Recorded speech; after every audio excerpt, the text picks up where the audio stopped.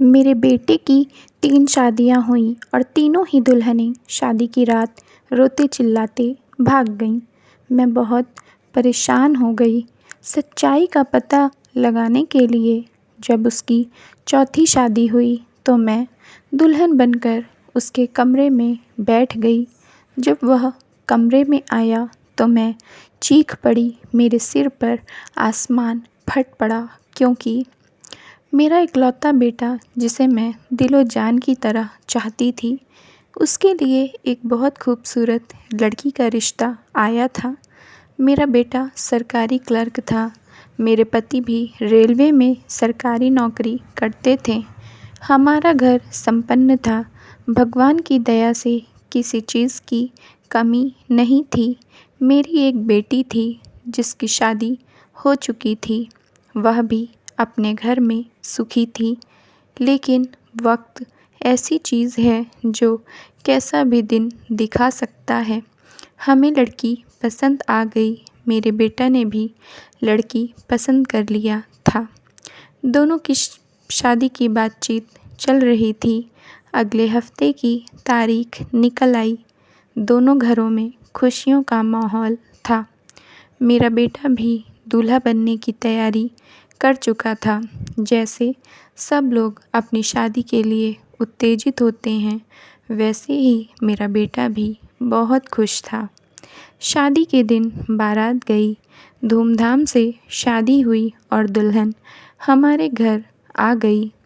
नई बहू के आने से घर में खुशी का माहौल था। रात हुई। मेरे बेटे का कमरा सुहाग सेज के लिए सज चुका था। दुल्हन को वहाँ बैठा दिया गया।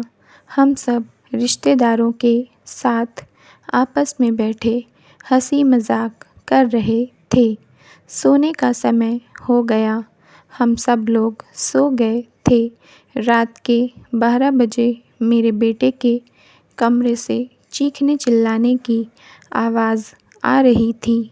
हम कुछ समझ पाते तब तक नई नवेली दुल्हन कमरे के बाहर रोते चिल्लाते आ गई। हमने उसे रोकना चाहा, पूछना चाहा कि क्या हुआ, क्यों रो रही हो, लेकिन वह हमारी बात सुने बिना ही एक कमरे में चली गई और ख़ुद को अंदर से बंद कर लिया। हमने काफ़ी कोशिश किया, लेकिन उसने दरवाज़ा नहीं खोला। शायद उसने अपने घर में फ़ोन कर दिया था। सुबह सुबह ही उसके भाई बाप घर आए। उसने कमरे का दरवाज़ा खोला और उनके साथ चली गई। मैंने उसे रोकने की बहुत कोशिश किया, लेकिन वह नहीं रुकी। सिर्फ इतना ही कहा कि रिश्तेदारों के सामने अगर अपनी इज़्ज़त बचाना चाहती हो तो मेरा मुंह मत खुलवाओ, वरना तुम लोगों की बहुत बदनामी होगी। वह चली गई। बाद में हमने उसे बुलाने की काफ़ी कोशिश किया, लेकिन वह नहीं आई। उसने तलाक ले लिया और दूसरी जगह शादी कर लिया। मैं समझ गई कि लड़की में कोई खोट होगा, इसीलिए भाग गई। अब मैं दूसरी शादी की तैयारी में लग गई। इस बार मैंने बहुत सोच समझकर अच्छे से छानबीन करके लड़की पसंद किया। मैं नहीं चाहती थी कि पहली दुल्हन की तरह इसका भी चरित्र निकले और यह भाग जाए। लड़की के घर वालों से हमने कुछ नहीं छुपाया। उन्हें बता दिया कि पहली दुल्हन शायद किसी और से प्यार करती थी। वह शादी की पहली रात ही भाग गई। लड़की वालों को कोई एतराज़ नहीं था। वे लोग बोले, हाँ ऐसा होता है, इसमें लड़के की कोई गलती नहीं है। इस बार भी खुशी खुशी मेरे बेटा की शादी हो गई। लड़की काफ़ी समझदार थी। मुझे लगा ये लड़की मेरे बेटे की सच्ची जीवन साथी बनेगी। सब रीति रिवाज करने के बाद उसे मैं अपने बेटे के कमरे में ले गई और बैठाकर बाहर आ गई। हम सब सो गए थे, लेकिन पहली शादी की तरह इस बार भी दुल्हन कमरे से चीखती चिल्लाती बाहर भाग गई। वह मेरे पास आई, मेरे पैरों में गिरकर गिड़गिड़ाने लगी, माँ जी, आपने मेरे साथ कौन सी दुश्मनी निकाली है जो मेरी शादी अपने बेटा से करवा दिया? आपको थोड़ी भी दया नहीं आई? मैंने उससे बहुत पूछा, लेकिन उसने साफ साफ कुछ नहीं कहा। वह दूसरे दिन अपने मायके चली गई और वहाँ से तलाक के पेपर भेज दिए।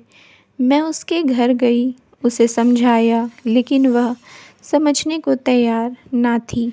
मैंने उसे रुपए पैसे का भी लालच दिया, लेकिन वह बोली, जब पति ही ठीक नहीं है तो धन दौलत क्या करूँगी। मेरे बेटे ने तलाक के पेपर पर साइन कर दिया। इतनी जल्दी मेरे बेटे के 2 बार घर बसकर टूट चुके थे। वह परेशान रहता था, उसे देखकर मुझे भी चैन नहीं आता था। मैं आखिर माँ थी उसकी, हर माँ की तरह मैं भी उसकी ज़िंदगी में एक अच्छी पत्नी लाना चाहती थी। मैंने हार नहीं माना। तीसरी बार फिर से रिश्ते ढूंढने शुरू कर दिए। मेरे बेटा ने कहा, माँ, आप क्यों परेशान हो रही हैं? शायद मेरी किस्मत में शादी का सुख लिखा ही नहीं है। मैंने उसे समझाया, बेटा परेशान मत हो, मैं हूँ ना। उन दोनों लड़कियों से भी अच्छी लड़की से इस बार तेरी शादी करूँगी। मेरे हीरे जैसे बेटे में कोई कमी नहीं है, उसे तो बहुत अच्छी दुल्हन मिलेगी। मैंने अपनी तलाश शुरू कर दिया था। इस बार मैं एक गरीब घर की लड़की को अपने बेटे की दुल्हन बनाने वाली थी। वह लड़की संस्कारी थी। सबके मुँह से सुना था कि बहुत सीधी सादी लड़की है। मेरा बेटा देखने में सुंदर था, सरकारी नौकरी कर रहा था, इसलिए उन लोगों ने रिश्ते के लिए हाँ कर दिया था। मैं काफ़ी खुश थी कि गरीब घर की लड़की है, मेरे बेटे के साथ आसानी से अपना घर बसा लेगी। शादी साधारण तरीके से हुई। दुल्हन हमारे घर आई। मेरे मन में एक डर तो बैठ ही चुका था कि ऐसा क्या हुआ जो मेरे बेटे की पहली दोनों पत्नियां शादी की रात भाग गईं। कहीं इस बार भी कुछ ऐसा ना हो जाए, यही डर मन को सता रहा था। मुझे नींद नहीं आ रही थी। इस बार फिर वही हुआ जिसका मुझे डर था। दुल्हन मेरे बेटे के कमरे से रोती चिल्लाती भागते हुए बाहर आ गई। बोली, माँ जी, किस पागल से मेरी शादी करवा दिया है, इसका इलाज करवाओ। आपकी भी एक बेटी है, लेकिन फिर भी आप दूसरे की बेटी के साथ ऐसा कर रही हैं। भगवान आपको कभी माफ़ नहीं करेंगे। वह भी अपने घर चली गई और मेरे बेटे से तलाक ले लिया। लाख समझाने के बाद भी हमारे घर आने को तैयार ना हुई थी। अब तो मैंने आशा छोड़ दिया था कि कभी मेरे बेटे का घर बसेगा। काफ़ी दिन बीत गए थे। मेरे कान में उस लड़की की आवाज़ घूम रही थी जो कह रही थी कि आपका बेटा पागल है, इसका इलाज करवाओ। जबकि मेरा बेटा बिल्कुल ठीक था, नौकरी करता था, उसके अंदर कोई कमी नहीं थी। मेरे जेठानी की बहन अपनी बेटी की पहले मेरे बेटे से शादी करना चाहती थी, लेकिन उसका रंग सांवला था, इसलिए मैंने उससे शादी नहीं किया था, उसे मना कर दिया था। अब मैं अपनी रिश्तेदारी की ही लड़की को बहू बनाकर लाना चाहती थी, क्योंकि मैं शादी की रात की सच्चाई जानना चाहती थी।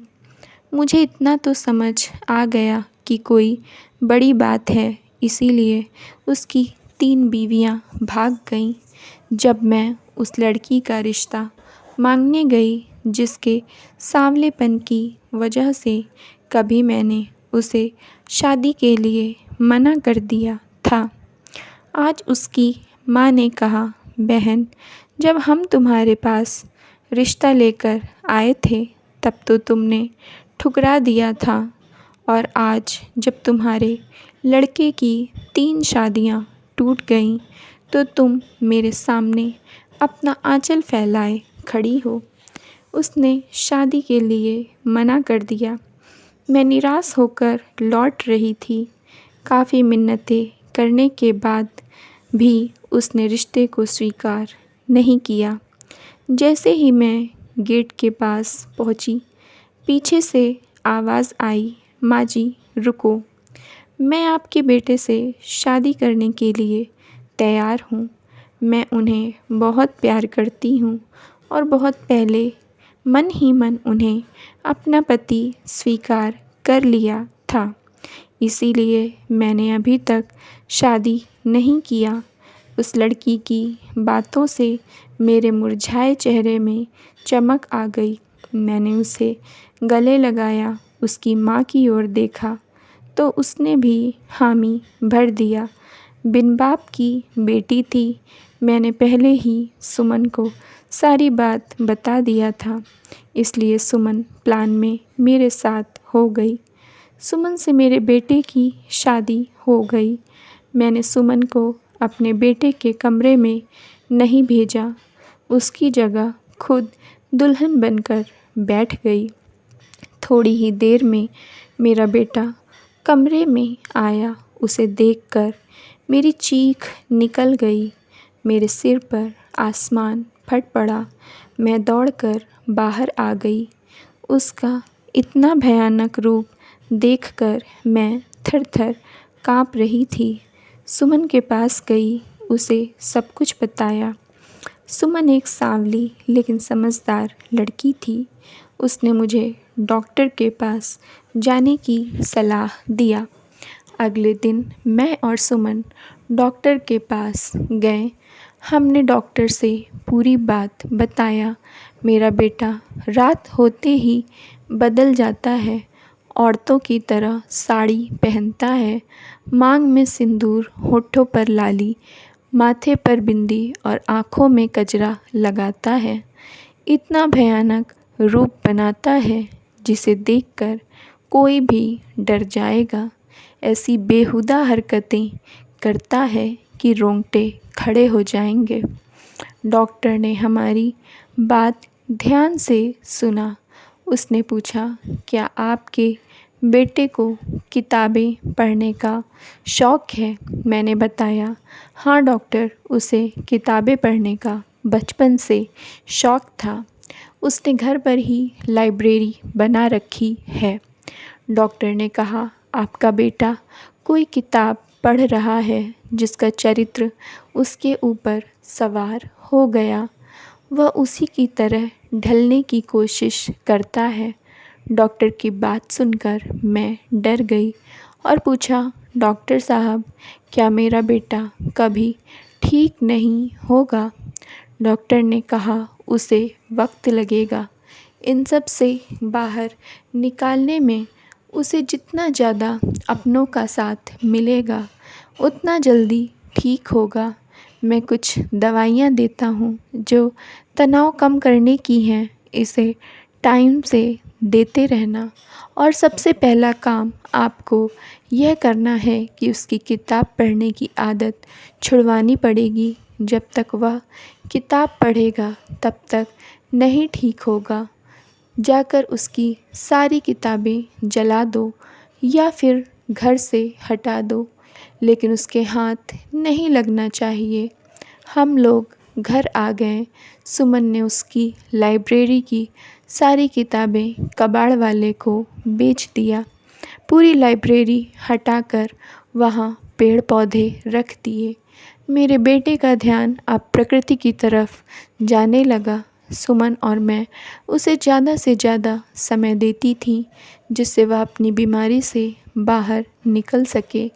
लगभग 1 महीने बाद मेरा बेटा बिल्कुल ठीक हो गया। उसकी शादी की सेज सजी और वह अपनी पत्नी के साथ खुशी से रहने लगा। मुसीबतें बहुत आती हैं, लेकिन हार नहीं मानना चाहिए।